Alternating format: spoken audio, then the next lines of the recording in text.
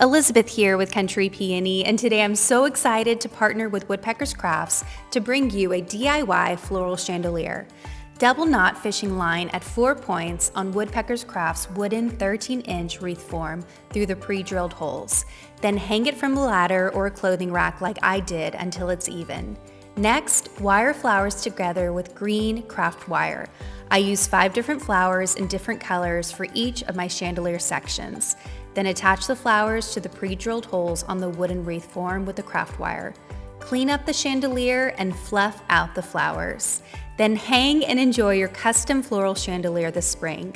I love that you can add this as a fun moment at an event or as a fun part of your home decor. I hope this inspires you to have some fun with your decor this spring. Until next time, happy crafting!